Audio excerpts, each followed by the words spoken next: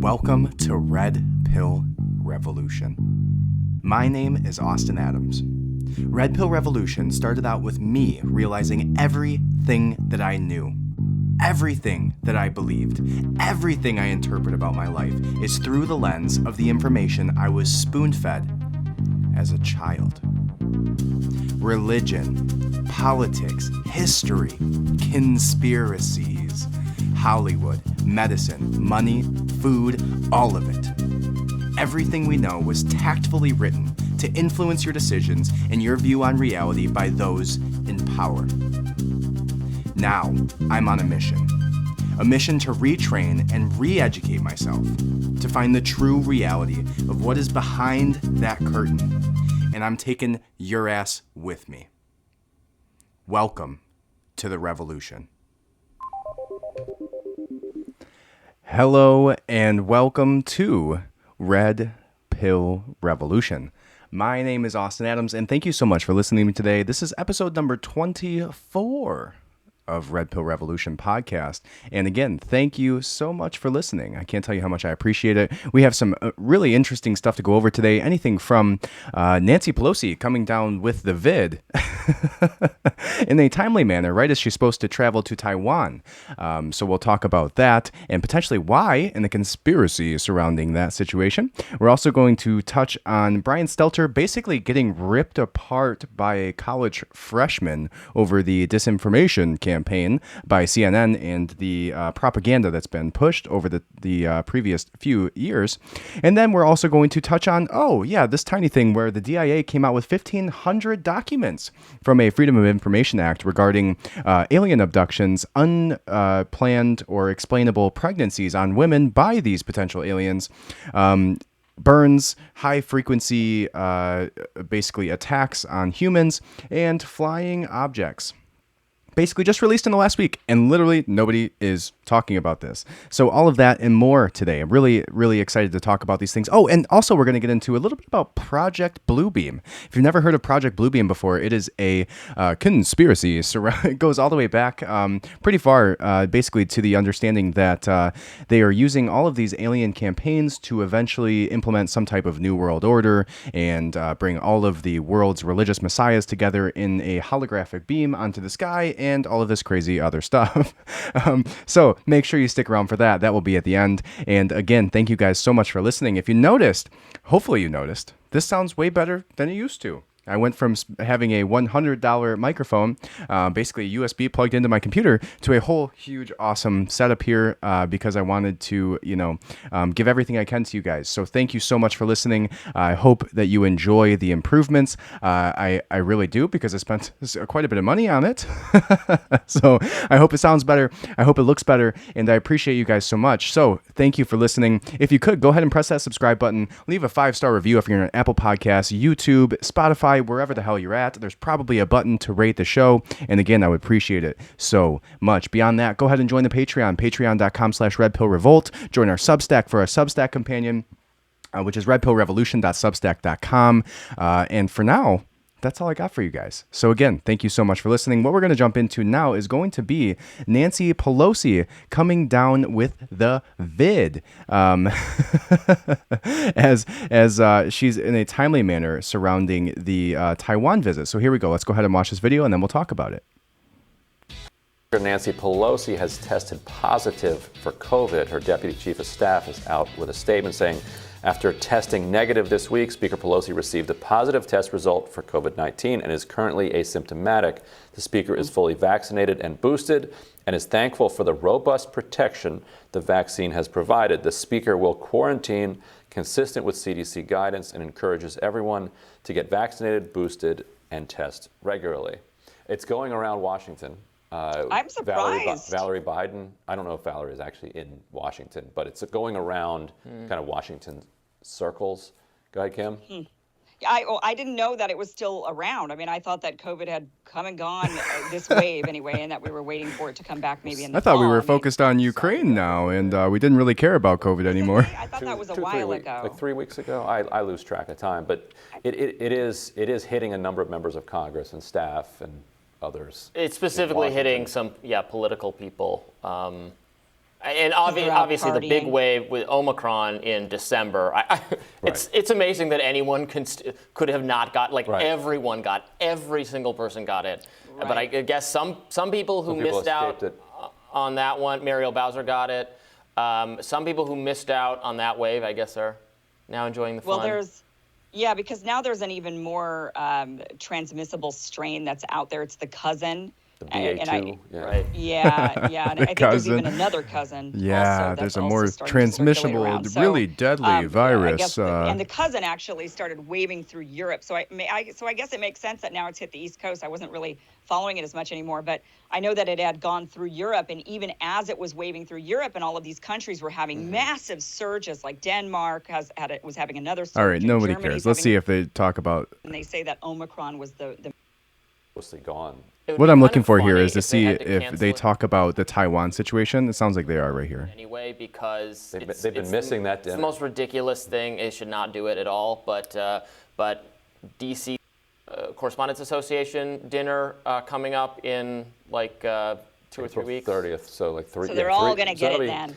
Well, that'll be 3 weeks, which as quickly as this thing moves, it could be mostly gone. It would be kind of funny if they had to cancel it because, you would watch them still try to do it anyway because they've been missing that dinner. It's the most ridiculous thing. They should not do it at all. But DC, the political class loves the hanging out with celebrities, and so they would try to strong arm, force that to boosted with the What I'm looking for here is a conversation surrounding Taiwan. Have taken whatever. No, I don't think it is. It's 43%. I think it was even during. All right, it doesn't look like they're going to talk about it, but what I was looking for there was to see if they have a conversation surrounding why the idea is that she had COVID. So if you didn't know, Nancy Pelosi was supposed to go to Taiwan this week. Basically, I don't know exactly why, but she was supposed to go to Taiwan. And as soon as basically the Chinese government came out, and if you don't know anything about the Chinese-Taiwan situation, China does not want to recognize Taiwan as its own country.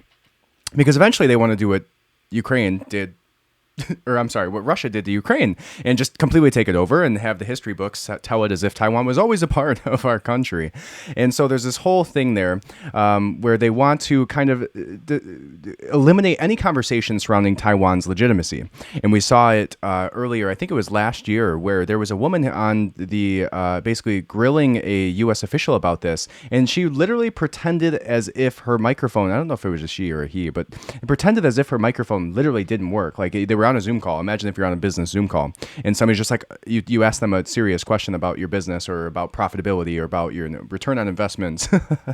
and all of a sudden they just, it's like the old crinkling of paper against the phone situation where she acted or he acted. God, I need to look that up. But as if they couldn't even participate in the call. Like they froze, literally just didn't move on camera. Because they didn't want the Chinese government to be mad at them about recognizing Taiwan or answering this question surrounding it. So Nancy Pelosi hears that the Chinese government does not want her going to Taiwan, and all of a sudden, the day before she's supposed to go there, she comes down with COVID. Oh, okay. Yeah, really believable. So there's this whole idea that basically she just uses COVID, and that's kind of what they hinted to there when they were saying that there's this governmental dinner where they're kind of mixing and mingling with celebrities in 3 weeks, and it'd be kind of funny if they all got it just timely, right around there, because it's basically just used as a political tool at this point. If you can cry wolf, you can basically get out of anything right now. Probably see it in a lot of jobs where, people are calling out, saying they got the COVID because now they got to be out for 2 weeks. Our politicians are literally doing that. So I just thought that was funny. I thought that was interesting, the timeliness of that. The day before she's supposed to go to Taiwan, she all of a sudden has COVID. Interesting. Now, the next thing that we're going to watch here is going to be Brian Stelter basically getting ripped apart by a college freshman.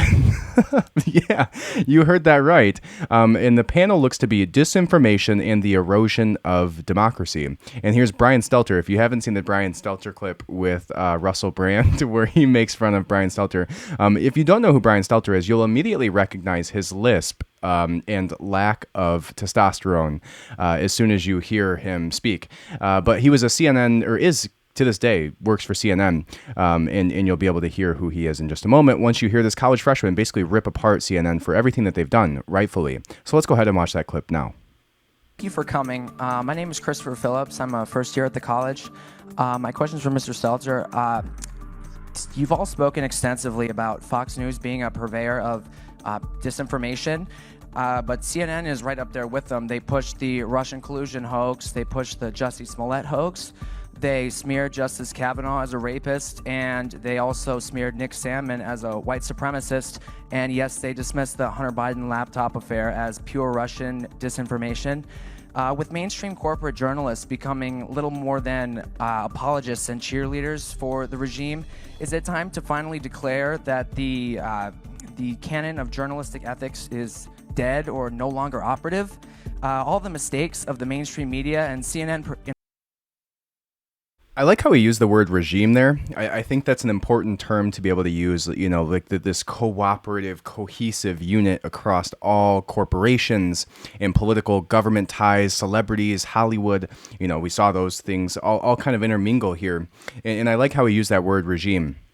And he's literally just laying out every single thing that CNN has done recently in a perfect manner. So let's continue watching this clip. But I thought that regime word was the perfect term to be able to use when it comes to the collusion of CNN, of the mainstream media talking heads, even like Fox News, in the ways that we've seen it in the modern day, last 2 years. I mean, really just rubbing your face in it. So I thought, anyways, good use of that term. Let's go ahead and continue the clip. In particular, seem to magically all go in one direction. Are we expected to believe that this is all just some sort of random coincidence, or is there something else behind it? That was a college student there grilling CNN anchor Brian Stelter on why the Liberal network is just as guilty on perpetuating disinformation as any other media that has been accused of doing so. Brian Stelter was a guest on the panel at the University of Chicago's discussion. This Australian accents are great, by the way. Christopher Phillips, who was a college freshman at the university, called out the panel for labelling Fox News as a purveyor of disinformation, but argued CNN is right up there too. He listed a few examples, including when CNN pushed the Russia collusion hoax, when they pushed the Jussie Smollett hoax, and of course, most notably, when the network dismissed the Hunter Biden laptop story. Mr. Phillips launched into a blistering argument of whether it's time to finally declare that the canon of journalistic ethics is dead if the mainstream media continue to act as cheerleaders for the regime, being the Democrat Party. Take a look at how the CNN journalist answered the question, arguing that Christopher Phillips is watching a different channel to the one that he watches. Too bad, it's time for lunch. You have 30 seconds. No, I mean, there's a clock that says 30 seconds. But I think my honest answer to you, and I'll come over and talk in more detail after this, is that I think you're describing a different channel than the one that I watch. But I understand that is a popular right-wing narrative about CNN. I think it's important when we talk about shared reality and democracy, all these networks, all these news outlets have to defend democracy. And when they screw up, admit it. But when Benjamin Hall, the Fox correspondent, was wounded in Ukraine, the news crews at CNN and the New York Times stopped what they were doing, and they tried to help. They tried to help him get out of the country. They tried to find the dead crew members. That's what news outlets do. That's how they actually do work together, to your question about sharing those kinds of connections and trust. We don't talk about it enough, though. We don't share that reality about how that happens. And with regards to the regime, I think you mean the President Biden. The last time I spoke with a Biden aide, we yelled at each other. So that's the reality of the news business that people don't see, that people don't hear. They imagine that it's a situation that simply is not. But I think your question, it speaks to the failure of journalism to show our work and show the reality of how our profession operates. We have a lot of work to do, I think. As the Hunter Biden story finally gains momentum. Okay, so I actually saw the remainder of that clip for the first time. When I saw it before, it was just the response was like him trying to dance around it, like, you're watching a different TV channel than me.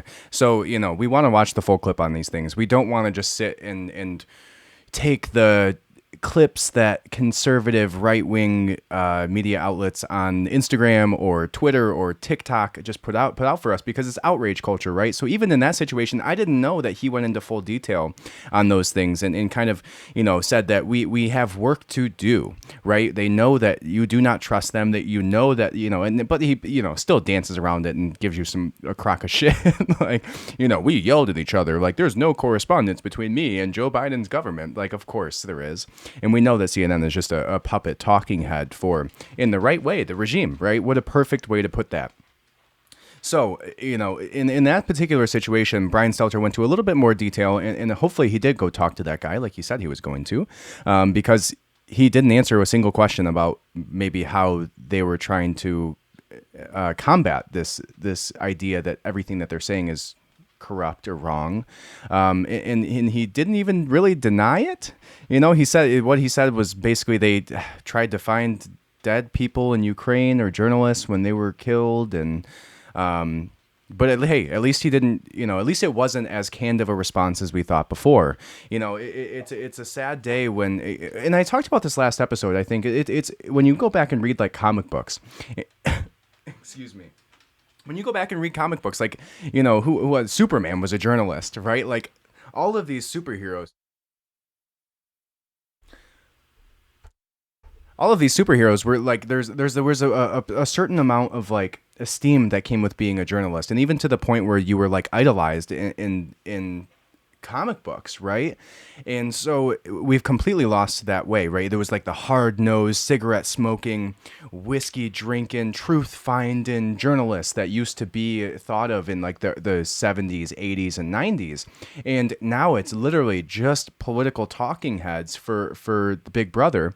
And so you have to go to these one-off channels like this one, to find the actual full stories, right? You can't just listen to these mainstream media heads because, growing up, we always heard about China, right? We always heard that China wouldn't even let you watch the TV channels that are out there, right? They wouldn't even let you hear the facts. They won't even let you use Google. Right now we know that our own government is censoring certain media outlets regarding Russia and Ukraine, right? Like Reuters, Rutgers. It's RT News. I think Reuters. They're being completely censored. Like I tried to find a YouTube video about Putin doing judo. If you didn't know, Putin is actually a judo black belt and competed in sambo as well. I don't know if he competed, but I know he participated.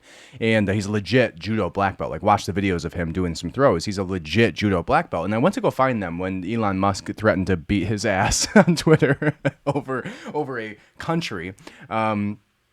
And when I went to go find it, literally on YouTube said, you cannot watch this video or this channel is not supported in your country. And so we have become the China that I used to frown upon in middle school and high school when I heard those things. Like, just thought it was the craziest thing in the world that they weren't able to watch TV channels. They weren't able to go to certain websites, right? And it all surrounds what we're seeing now with our media and even YouTube and the internet being actually censored. And that's the problem with these, like the strip mall that we have today is back in the day when you surfed the World Wide Web, the times of AIM and your OA messages, it was a different internet, right? It's like you used to go to different specific websites, and you used to know the websites that you wanted to go to, and it didn't always just be 3 or 4 websites, right? Like right now you probably use Google. I hope you don't. You should be on Brave browser and Brave search engine now that DuckDuckGo's a little snitch too. But you probably use Google. You probably go on Facebook. You probably, have a few different news outlets. And if you're listening to this podcast, probably not, right? You probably have a few better ways of looking at this. But at least most people, right? Most people use the internet like it's a strip mall. Like there's 4 or 5 options that they can go to. And if they deviate from those options, it's like the wild, wild west. And it's our fault for letting it get to that point. And it's our fault for allowing the mainstream, the general public to be brainwashed into thinking that, you can't venture out on the internet from those specific websites, right? And so I think that there's a certain conversation to be had around that. And I do think that our media obviously has a long way to go in the ways that they correct these things. I don't see any way that they can redeem themselves. I think that we have now shifted to a new environment where podcasts like this, where journalists like Matt Taibbi, where there's people out there who are doing real journalistic work, where we will go find them now. I think we're going away from the last 5 years, even 10 years or so, where we've had this like strip mall approach to the internet.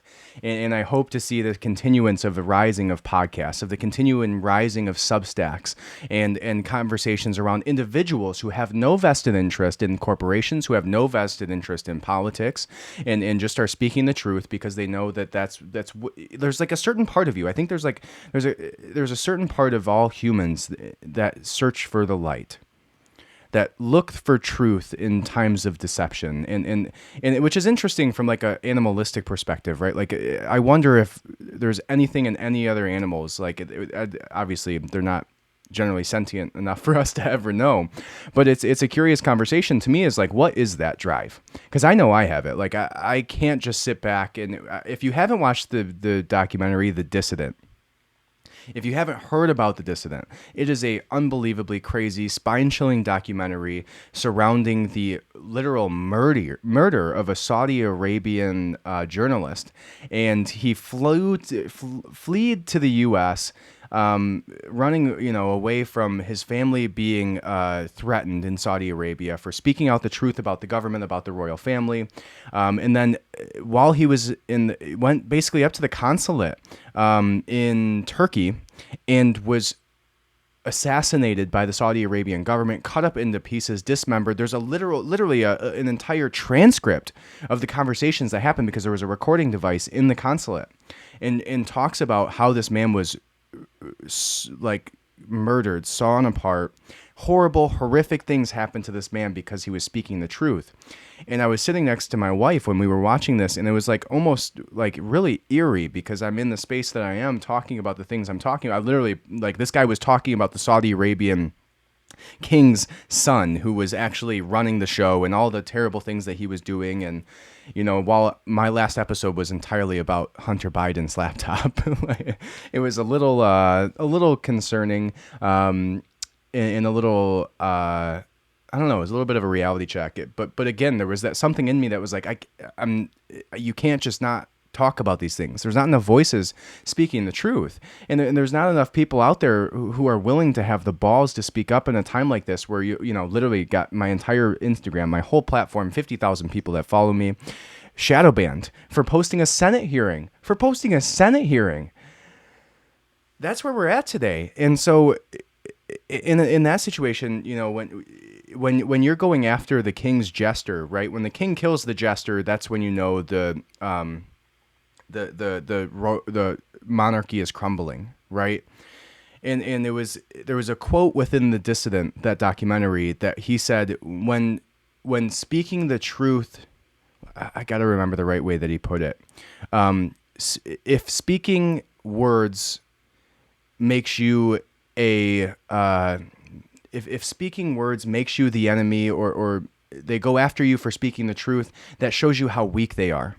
It shows you how the foundation of their arguments, the foundation of their world, their government, their everything is just so there's no structure, there's no foundation, and it's so weak that if you speak a word, you say a word, now they're going to come after you for it. And in this case, actually assassinate this man.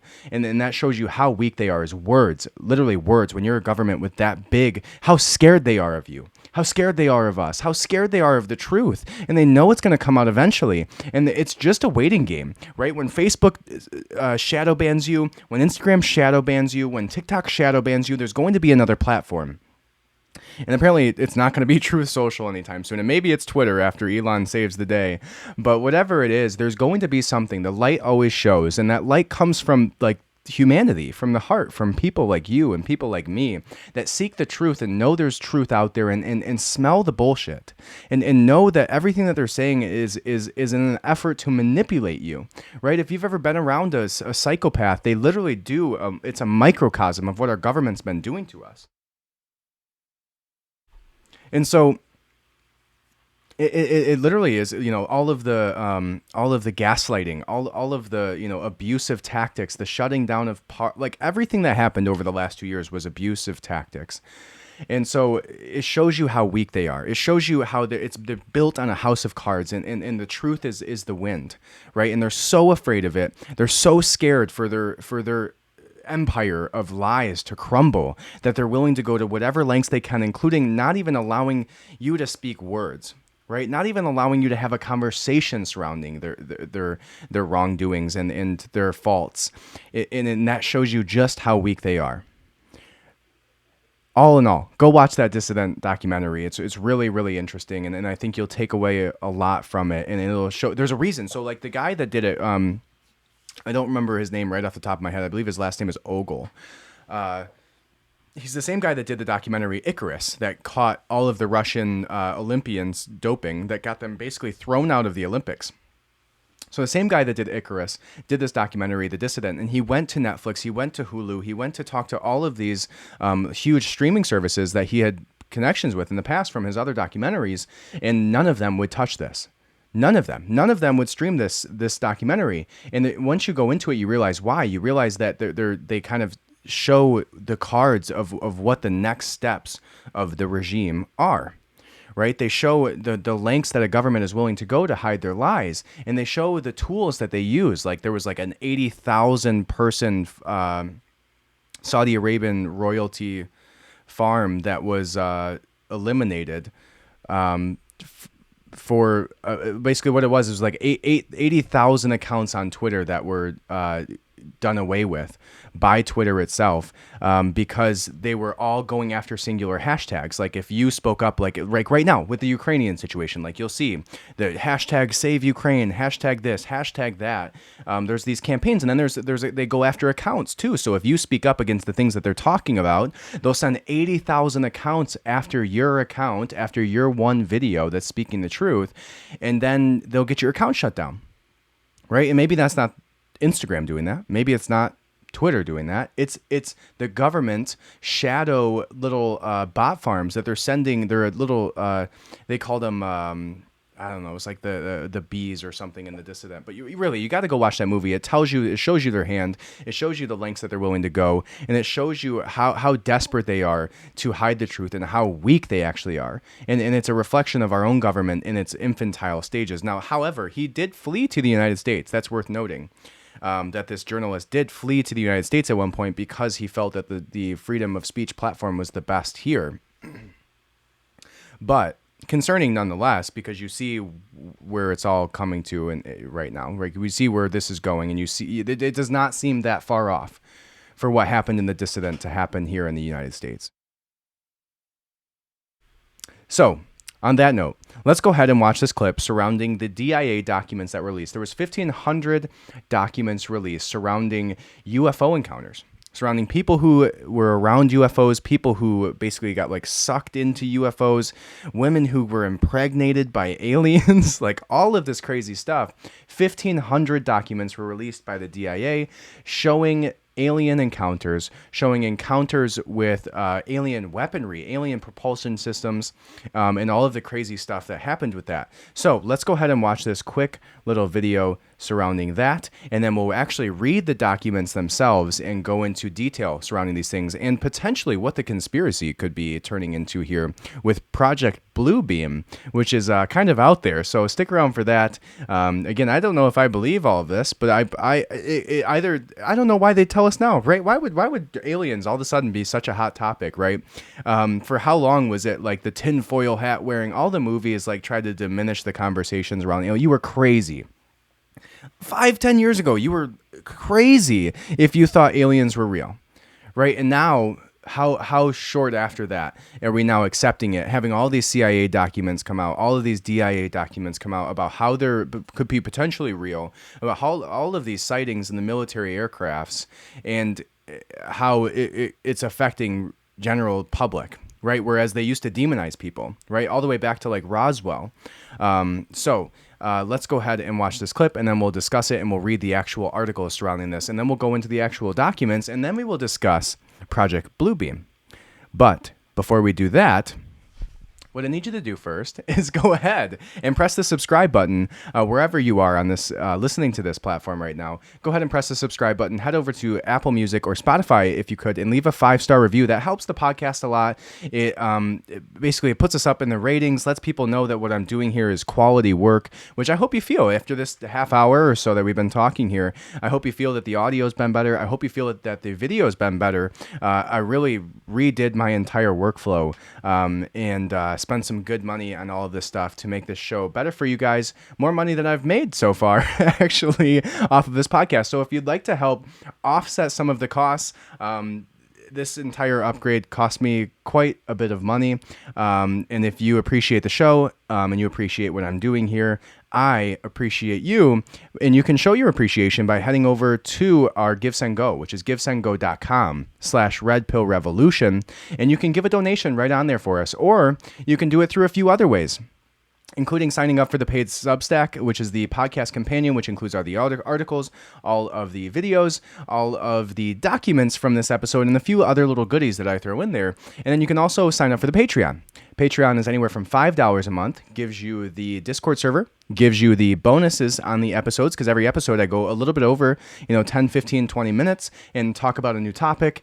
And then you also get the entire video podcast episode, which you can go to patreon.com/redpillrevolt for right now. It gets about a half hour on YouTube, and then it tells you to go over to Patreon. So if you want to watch the full hour, we're going to talk about the UFO stuff. We're going to talk about these documents. We're going to get into Project Bluebeam, which I'm really excited to talk about with you guys. I think it's a really interesting conspiracy, and we'll discuss all these things together over on the Patreon. So if you're watching the video right now, head over to patreon.com to watch the rest of it. If you're listening, you're still going to be able to hear the rest of it here, but if you want to hear just the end bonus content where we talk about a little bit more depth of the topic, head over to Patreon, $5 a month. If you want to pay $15, I am going to be doing a live episode. Just the quality of this, same microphone, same setup, everything live for you guys. It's an additional episode, only user-submitted content. Hopefully my Instagram comes back soon, so some other people see it and we can grow that audience together. But head over to patreon.com. $15 a month will also get you the additional podcast episode that we're doing weekly, and some other awesome stuff like being able to submit your topics here.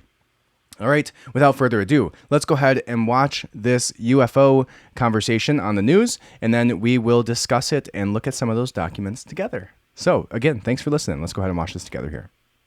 Say the truth is out there, and it might be terrifying.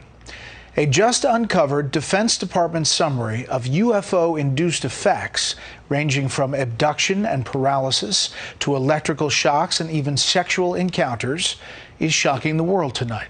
The report, again, is from the Defense Department. But what does this all mean? How are we supposed to interpret it when talking about UFOs? We're just starting this investigation. National correspondent William Lajeunesse shows us tonight. Pilots tracking unidentified objects, balls of light suspended over the ocean, UFOs chasing warships, all part of a growing body of sightings of UAPs, or unidentified aerial phenomena. My gosh, they're all going against the wind. The wind's 120 knots from the west. Now comes something even more explosive, a 1,500-page Pentagon report of previously classified documents cataloging accounts from witnesses and victims, claiming radiation burns, brain damage, even paralysis after close encounters with UAPs. This is the most haunting of all the reports from my perspective, because it shows immunological deficiency. It shows altering human DNA. It shows degradation on a cellular level. Prepared in 2010 by the Pentagon's secret Advanced Aerospace Weapons Program, the report was released only after a Freedom of Information request.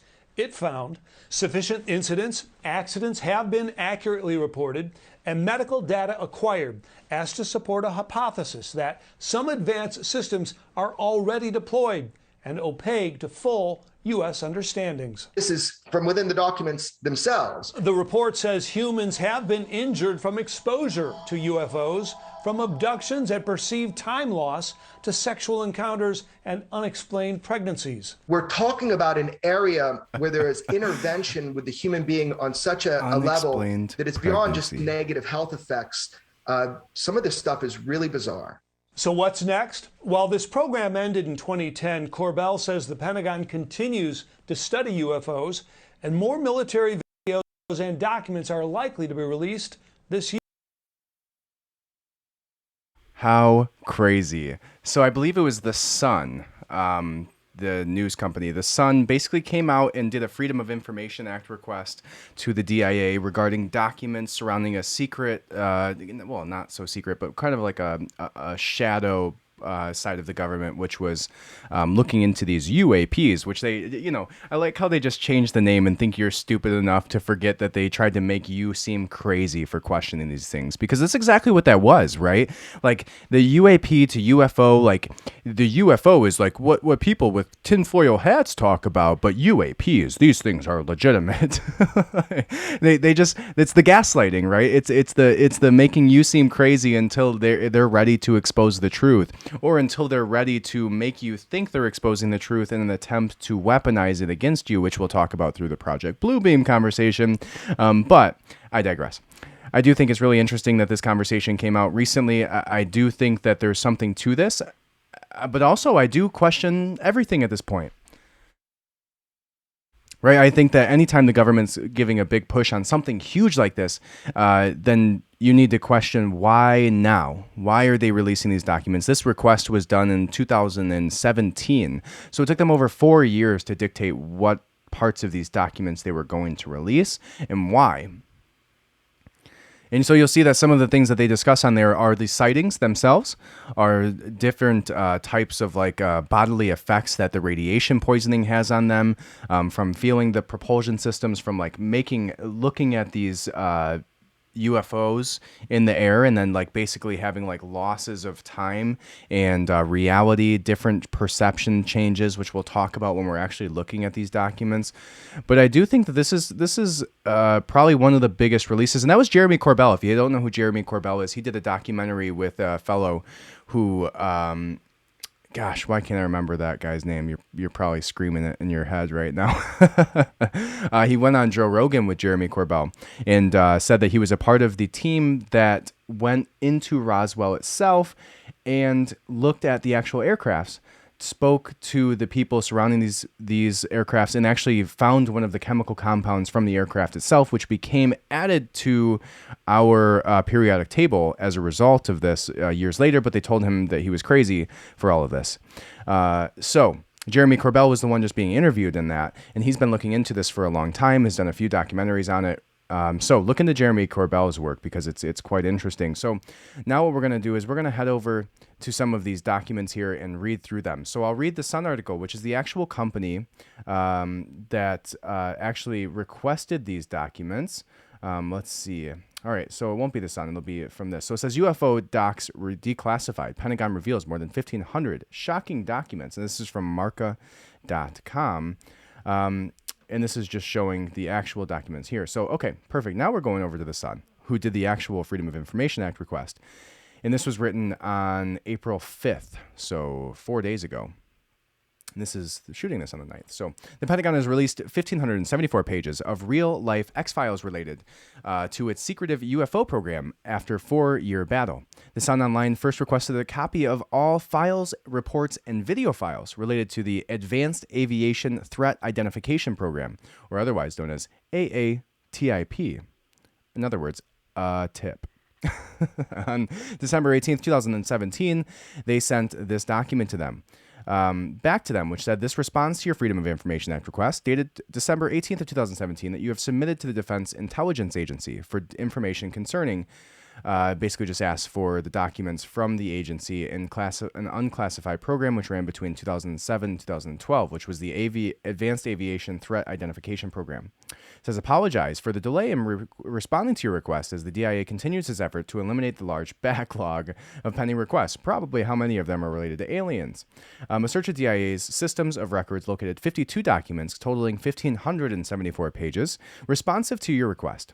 Upon review, I have determined that some portions of 52 documents, 1,574 pages, must be withheld in part from disclosure pursuant to the Freedom of Information Act.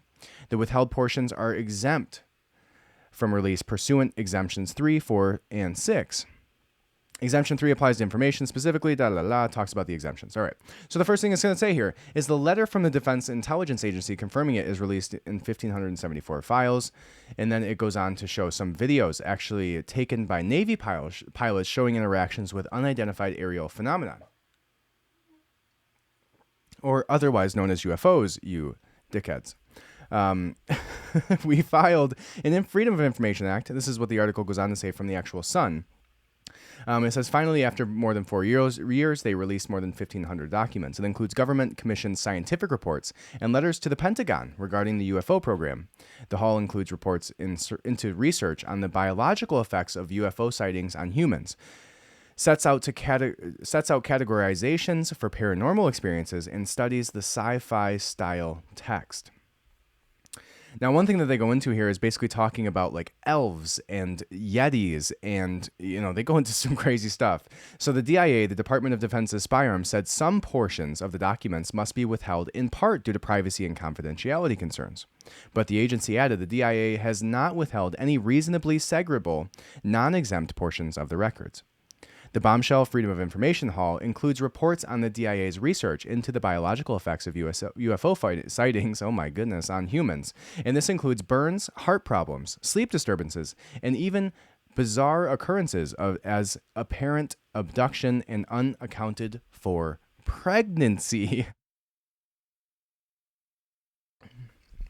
Now, if I guess, do you get some child support? I guess that'd be the worst part of being impregnated by an alien. Do they go on to talk about what happened to these pregnancies? That would be an interesting conversation. I don't think there's any information on what actually happened, but if there's unaccounted pregnancies, I'm sure they followed the mom to see if there was some Men in Black type baby born. Remember that scene, Men in Black, where the woman's in the car with the crazy guy and ends up giving birth on the side of the road, and it's like a little squid alien. I need to go back and watch that. But the Men in Black, there's a great scene of a woman pregnant with an alien who gives birth on the side of the road. Anyways, if you haven't seen that, my apologies for that picture you just had in your head. The report said it has 42 cases from medical files and 300 similar unpublished cases where humans have been injured after anomalous encounters. Now it says ATIP was a secretive Pentagon program that ran between 2007 and 2012 to study UFOs. It was outed by former intelligence official turned whistleblower Luis Elizondo, who headed up the program back in 2017. Bombshell videos of unexplained UFO sightings by U.S. military personnel investigated by ATIP were also first published at the time. It says that the revelations on the new program marked a step change in the way the U.S. talked about UFOs, now more commonly known as a different name because they're trying to gaslight you, as unidentified aerial phenomenon. And the phenomenon has stepped from the fringe into a serious national security concern, discussed by lawmakers, defense officials, and even former presidents Barack Obama and Bill Clinton. One fascinating document included in the Inquisition Threat Support Report sets out how to categorize anomalous behavior, which includes encounters with ghosts, Yetis, spirits, elves, and other mythical legendary entities classified as AN3. Seeing a UFO with aliens on board would be a CE3. Poltergeists, crop circles, spontaneous human combustion, alien abductions, and other paranormal events are also categorized. Studies into advanced technologies such as invisibility cloaks, mind control robots were also included in the document cache. Other documents obtained include studies into communicating with alien civilizations and plans for deep space exploration and colonization.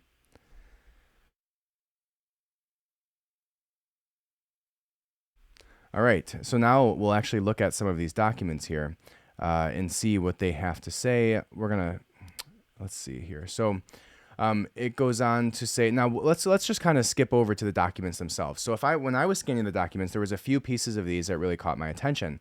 The first ones being the catalog of UFO-related human physiological effects. And it talks about frequency distribution. So you see in these documents, they talk a lot about the radio frequencies or radiation frequencies that have to be reached to accomplish some of these things, including things like telepathy. And so what we're going to go through here is a table of effects and frequencies. Now, the documents that I have here that I'll include in this week's Substack is 38 pages. I'll see if I can find the entirety of these documents. But for now, the ones that I have is 38 total pages. And this is going to be the reference of a table of effects frequency. So it says, let me just kind of run through all of these with you, the different effects that coming into contact with UFOs has had in this situation. So I don't know what the kind of like time frame is of this. I think that's an important thing to say. You know, if this was happening like back in the 30s, I think we want to know that. If it was happening with like George Washington getting abducted and being, you know, sexually assaulted by aliens, I kind of want to know that. What is the time frame that we're actually talking about here? So we'll start from the top. It says the table of effects when basically coming into contact. So it says apparent abductions is page 129. Electromagnetic effects on vehicles, paralysis, perceived time loss, light beam effects, eye injuries, heat, medical exam. Oh gosh, that sounds horrible. Is that like probing? I think you have to be probed in the human world when you're like 40 or 50, right? It's a colonoscopy. Burns, unconsciousness, marks left on body, significant sound effects like humming, electrical shocks, physiological emotional shocks, intense fear, prickling, tingling sensations, pain, skin sores, rash, induced headaches, migraines, force field impact, nausea, vomiting, sensation of cold, disorientation, confusion, ground traces, weakness, fatigue, amnesia, apparent experience of telepathy, numbness, significant odors, voice loss, appetite loss, insomnia, perceived time suspension, dehydration, swelling of tissues, dizziness, weightlessness, levitation, healing, sexual encounters, deaths, diarrhea, hair loss, and nightmares.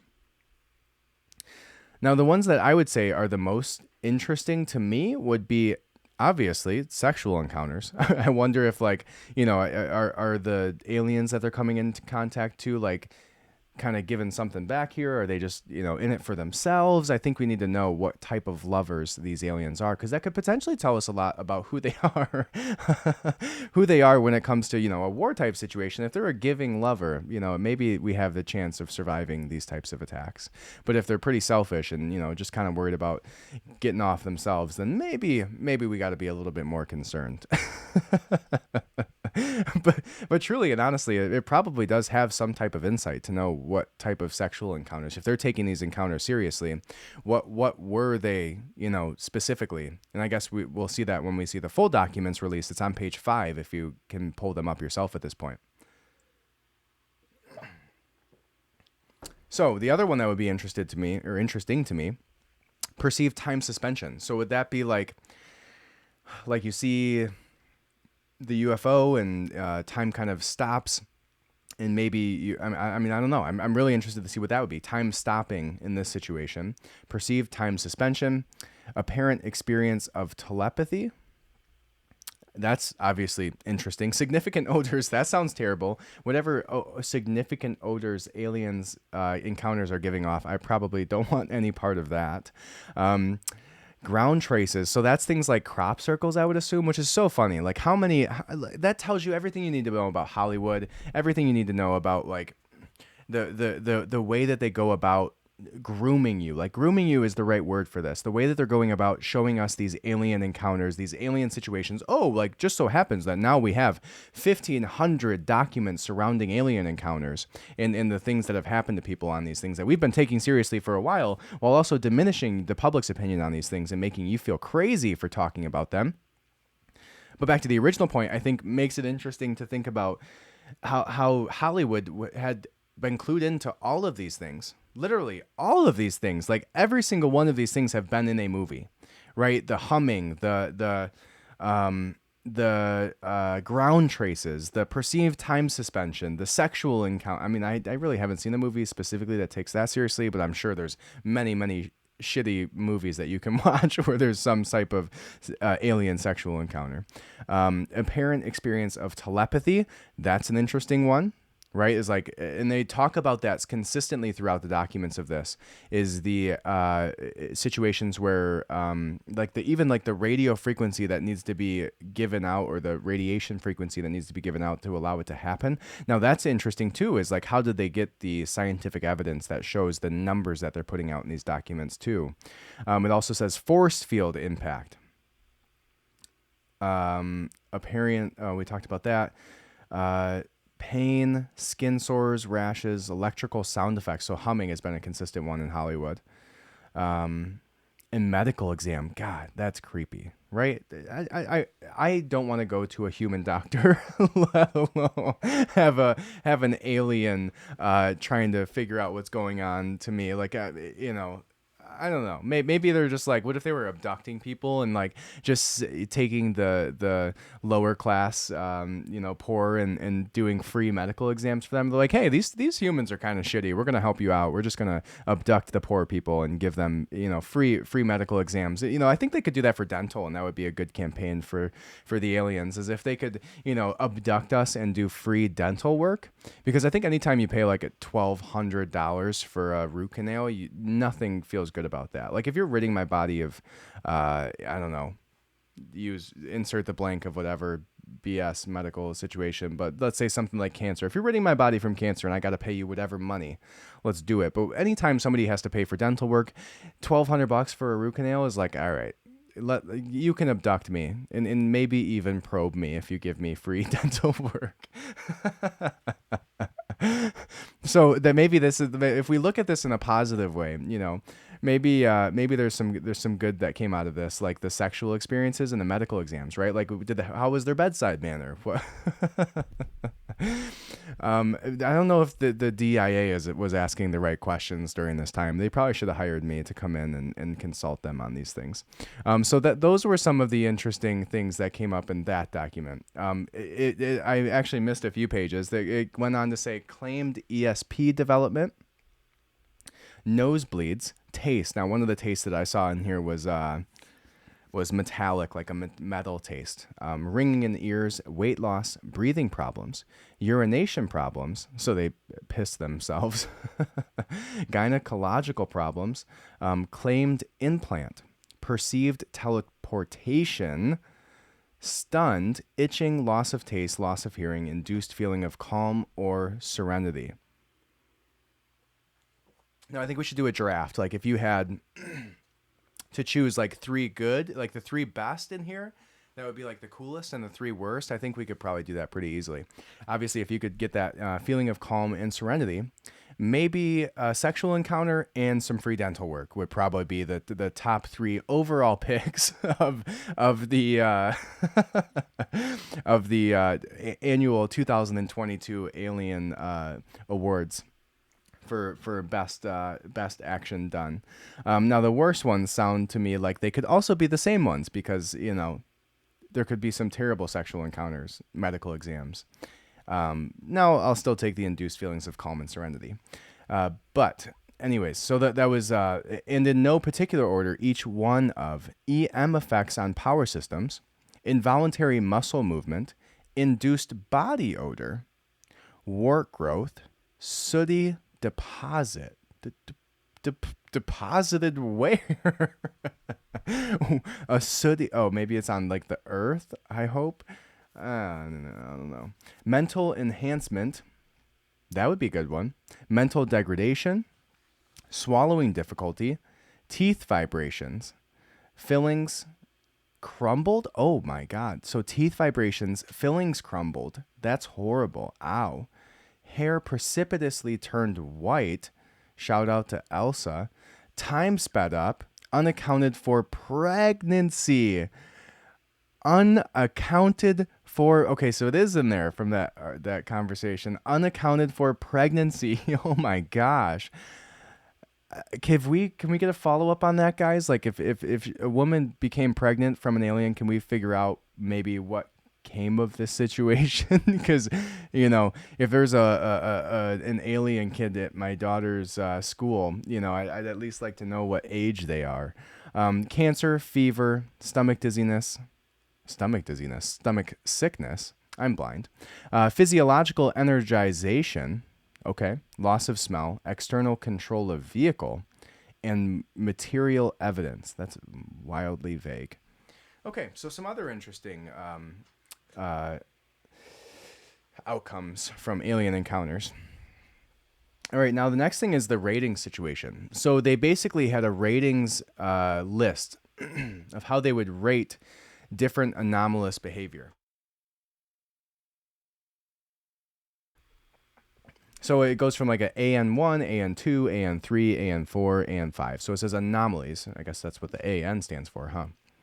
And it's a rating system. So it says, let's see, so just so we get the full context here. All right, cool. So it says anomalies which have no lasting physical effects is an AN1. It says and amorphous lights and unexplained explosions. Okay. AN2 is anomalies which do have lasting physical effects, i.e. poltergeist, materialized objects, areas of flattened grass, and corn circles. Okay. AN3, anomalies with associated entities, such as ghosts, yetis, spirits, elves, and other mythological legendary entities. Now, ghosts, yetis, spirits, and elves has its own rating on this DIA Freedom of Information Act released previously declassified documents. How many military documents and classified governmental documents have the word Yeti on it and elves? Oh my gosh. Like we need to is Santa real? Santa is definitely real. Elves, spirits, yetis, and ghosts. Also on this list here. So how crazy is it that there's a real legitimate governmental conversations? And you know how like when you're in a big corporate business, how like corporatism is. Like imagine being a lieutenant or a captain or the head of the CIA and having to write out documents about yetis. Why are people not talking about this? This is the craziest shit ever. Ghosts, yetis, spirits, and elves, and nobody's talking about this stuff. Nobody. Who? Like, I would have imagined if the government came out with a document surrounding ghosts, yetis, spirits, elves, and aliens and unexplained pregnancies, that there would have been literally people running in the streets to knock on doors to tell their neighbors about it. And nobody, like you walk into work tomorrow, guarantee you, nobody's bringing up the fact that the government just released documents about ghosts, yetis, spirits, aliens, elves, and encounters with aircraft of alien kind. Nobody. You're going to walk into work tomorrow when you wake up or when you get into work and you walk in there today and everybody's going to be acting normal. Nothing's going to be changed. Nobody's going to be talking about yetis or elves. Nobody's going to be talking about poltergeists or crop circles. Nobody's going to be talking about unexplained death or unexplained pregnancy from aliens. Nobody's talking about this stuff. Why? If this does not rattle the cage and like, why are we not having a conversation about this? Why are we not discussing this in public? Why are we not running to our neighbor's house and saying that yetis could, the government is recognizing the possibility of yetis, poltergeists, elves, and other mythological, like I like how they call them still legendary entities.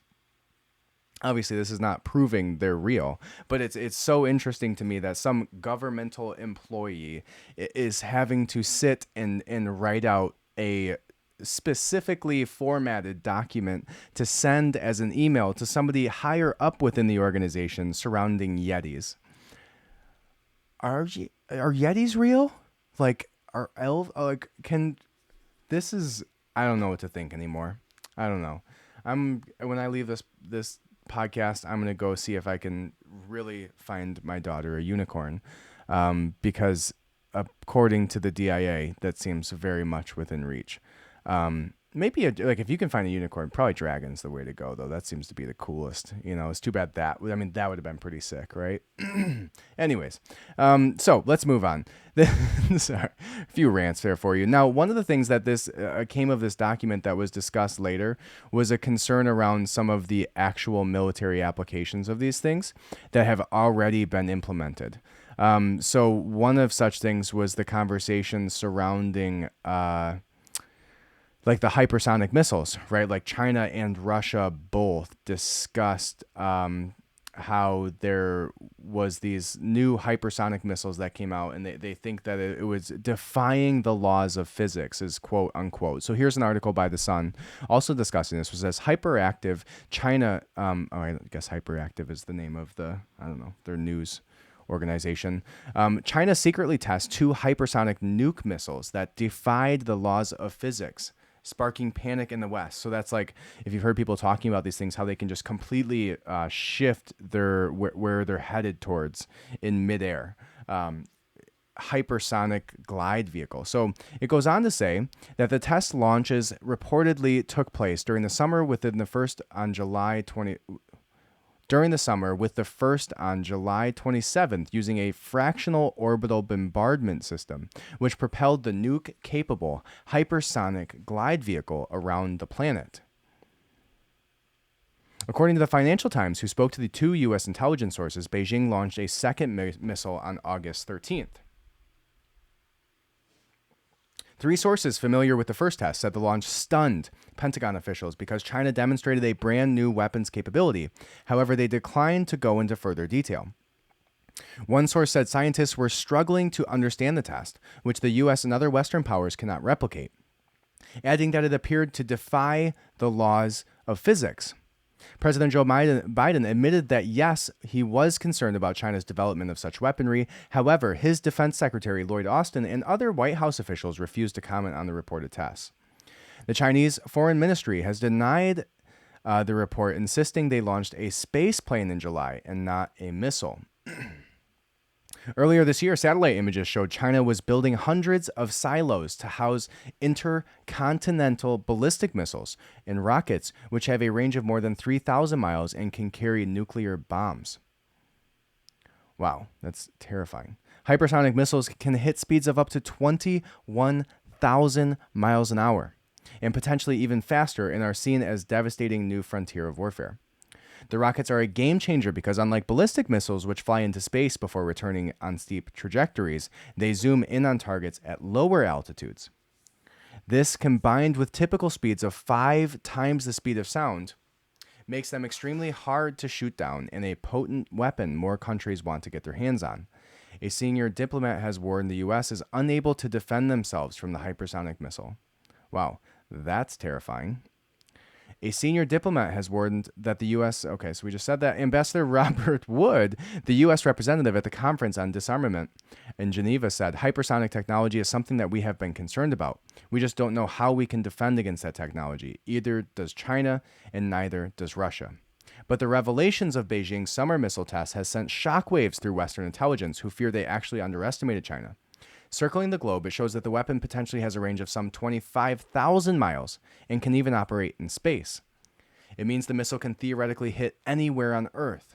A key part of the hypersonic missile concept is the glide vehicle, which carried around 30 miles above the Earth by a rocket, but then becomes detached. Interesting. Okay. So, that's terrifying. Now, the conversation that arises from... Wow, so China's is like way better than everybody else's. Wow. So China has a range of 25,000. Korea's has a range of 2,000. Russia has a range of 3,700. And the U.S.'s top range is secret, but the top speed is 3,800 miles per hour, which was probably... and then top speed for Russia is 21,000 miles an hour. And then the range or the top speed for China's is unknown. North Korea's is 3,800. So obviously, it sounds like Russia has the fastest that we know of, by far, smashing ours. China has the longest range. North Korea sucks, but it's equal to ours. Interesting. as far as speed goes. So interesting enough, that was supposedly some type of like technology that could have potentially come from these type of revelations from understanding and reverse engineering the aircraft that were received in things like Roswell.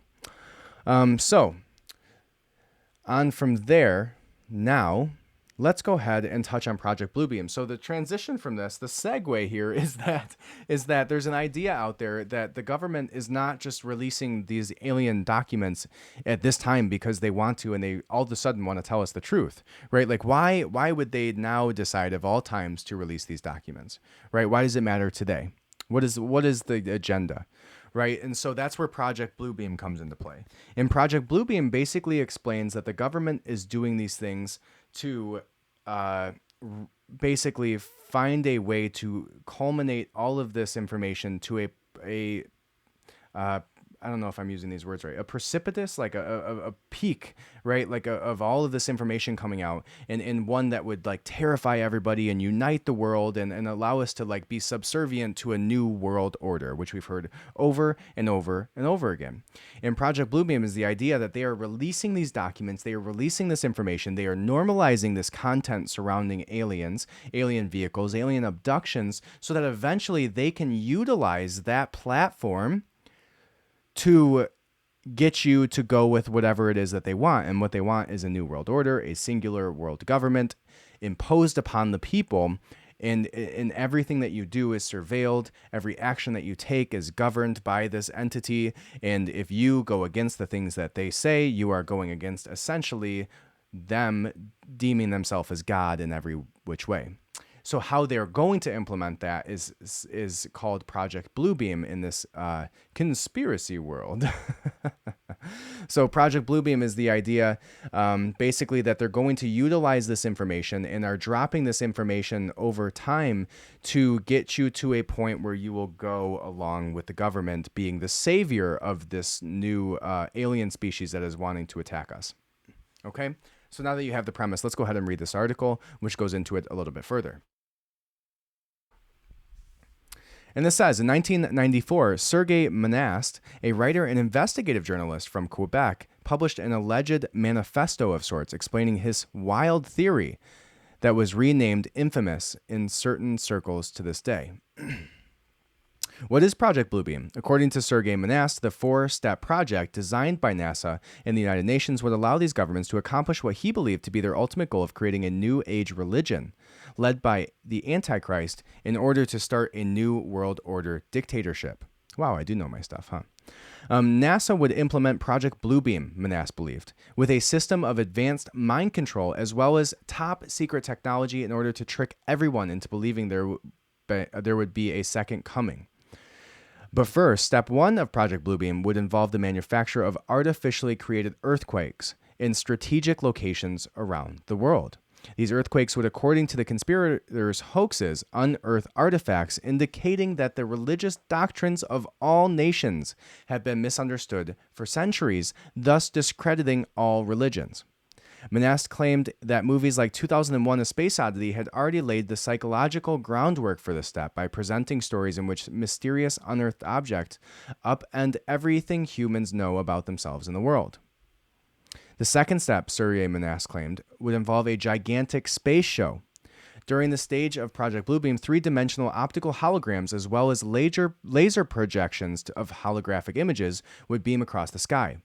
What would these images include? Projections of Jesus, Muhammad, Buddha, Krishna would be merged into one. So the idea is like that they're basically going to take all of the deities, all of the gods, and project them across the world, across all of, like if you're in, in the United States, you're going to see Jesus up in the sky. If you're in, Israel or, not, you're going to, so on and so forth. You're going to see the different gods that are specific to your area that are shown among you in the sky, right? And like somebody has even like related Starlink to this somehow. There's like a tie there that somebody threw out there somewhere at some time, I think. But anyways, the idea is that they're eventually going to say, Buddha's going to show up and tell all of the Buddhists that, we are one and that there's a terrible enemy upon us. And, like his name is Thanos. It's like they literally just drop these seeds across everything, that there's going to be this, evil that's going to come upon earth, and all of the deities of the world are going to come together, and that's going to unite the people of the world. And so Monast explained the technology behind this display, saying that the conspirators would use space-based laser-generating satellites to project simultaneous images to the four corners of the planet in every language and dialect according to the religion. It's interesting that you say four corners of the planet. I didn't know that. Am I missing something there? Are they like, all right, I don't know. Let's move on. As the whole sky is transformed into one massive movie screen, this god would speak to everyone in their own language. Next, the third step is where mind control would take center stage. Telephonic communication devices would send waves to reach each person within their own minds, convincing each of them that their own god is speaking to them from the very depths of their soul. So they're even like pointing to this technology being a possibility in those documents when they talked about like the potential telepathy from radio frequencies, right? In those documents, in certain portions of them, they talked about how the radio, like the certain level of frequency that would have to be emitted in order to give the ability to use telepathy in these ranges. And so they're literally showing you that there is a framework for this, right? That there is a possibility of these entities entering your mind and having telepathy. And so Project Bluebeam does, like, weirdly enough, fit right into this documents that were just released. It says, how would these rays be able to reach people's inner minds? Monast explained, such rays from satellites are fed from the memories of computers that have stored massive data about every human on Earth and their languages. The rays will then interface with their natural thinking to form what we call diffuse artificial thought. Okay, never heard of that before. Finally, the fourth step of Project Bluebeam would make use of various technologies in order to convince people that alien invasions and the rapture itself were taking place, thus making it easier for the powers that be to take control of a fear-added populace. Now, if this is going to be implemented, I would assume it would be implemented in the next 3 years under the Biden administration, because I don't think that the aliens really, or the potential, the people behind this making you try to think that there's like an alien invasion of sorts is going to want to deal with somebody like Donald Trump. I would much rather think that they would probably want to implement this with somebody who has no personality and will not push back in any way. So from like a logical perspective, if you are this governmental agency and you are trying to utilize this Project Bluebeam situation and implement these things in this way, I would assume that you would want to do it within this time frame. So that's kind of a terrifying thought. But it goes on to say that the NASA Bluebeam project is the prime directive of the New World Order's absolute control over the population of the entire Earth. I would suggest you investigate this information carefully before dismissing it as a fanatic lunacy. Now, goes on to say the modern following of Sergei Monast's theory and the end of his life, goes on to talk about all that, which I'll include in the Substack. Now, some of the comments here say, in the year 2022, he doesn't look so crazy. And now, does he? Yeah, kind of true, huh? He doesn't look that crazy. And I think it's an interesting conversation to be had there, right? So, anyways, I think that was a great conversation. Now, the next articles that we're going to be touching on here, aren't as much about aliens, and I do think that there's even more of a conversation to be had about this Project Bluebeam. So let's talk about that briefly. So, what I think this is an attempt at control, like the ultimate control, like utilizing the thickest strings to humanity's being, right? Is like religious deities and the idea of something unknown and the end of times, and like trying to bring all of the religious texts that have been put in front of us, right?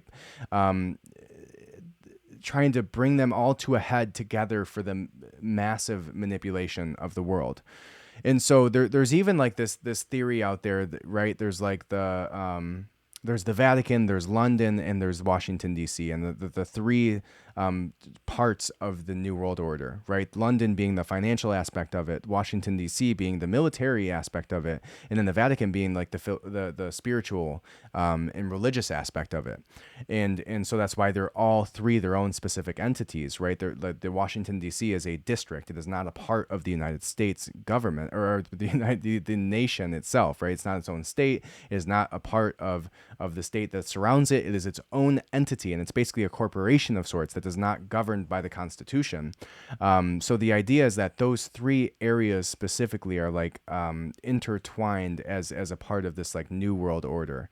And so they're trying to implement this ultimate control by pulling on the thickest strings of humanity's soul, religion, the fear of the unknown, and the idea that we're just like little ants in this world of like alien hood, right? And the only way to be saved is by all come together under this new world order that is, controlled by the deity that all of these deities come together to show in the sky. Or in your brain or whatever it is, right? So to me, it's an interesting theory, right? Because why would they be coming out with these articles now? Why are they pushing this information out? Because if they didn't want to, they wouldn't be doing it. And they're not doing it out of the goodness of their hearts, I promise you, right? So what is the real reason?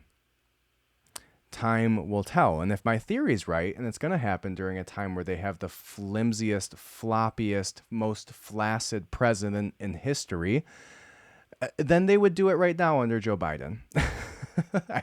Flimsy, floppy, flaccid Joe Biden. I think somebody should put that on a sticker. I think that's the ultimate way to describe Joe Biden, unless you can do a sprinkle of dementia on top of the 3 Fs. Anyways, so let's go ahead and move on here. Now, if you want to continue this conversation, we're going to be discussing a few things here. The next conversation is going to be around the real conspiracy that the supply chain disruptions were blamed on COVID were actually due to massive amounts of weapons being moved, as well as countries scrambling to change who they rely on for imports and exports in preparation for World War III. And then the other article we're going to touch on briefly is Elon Musk and all of the people quitting Twitter in the good for humanity there. So if you want to join us there, go to patreon.com/redpillrevolt. You'll get the bonus content. You'll be able to hear the entirety of this episode. And you'll be able to hear everything that we're talking about there. You'll also get the video of this, so you don't have to follow along through that Substack. You can just actually see everything on your screen. If you're like me, sometimes I just like watching it and seeing everything there. Throw it on your desktop while you're working, whatever it is, while you're making some food at night. Go ahead and head over patreon.com/redpillrevolution. It is $5 and you get everything I just talked about, bonus content, video episodes, and then join the upper tier there. The first tier is the George Soros tier. The second tier is the Royal Bloodline tier, and you'll actually get access to a free, well, not free because you're paying for it. It's $15 a month, but you get an additional episode every single week. Once we get a few people on that tier there, I'm going to be doing a live episode every single week just based on your topics. So head over there right now, and that is patreon.com/redpillrevolution, or no, I'm sorry, patreon.com/redpillrevolt. And then speaking of Red Pill Revolution, you should go to redpillrevolution.substack.com, and you'll be able to see the Substack companion, which is a lot of it's free. You get the videos, you get some of the articles, you get some of the content there, you get the actual podcast delivered to your email every single week directly there for you, right to your email. So go to redpillrevolution.substack.com and sign up there for free, and you can actually pay for the entirety of it, which has some extra goodies in there every single week for you as well. But for now, that is everything I have for you guys. Thank you so much for listening. I appreciate you so much, and welcome to the revolution. Have a great week.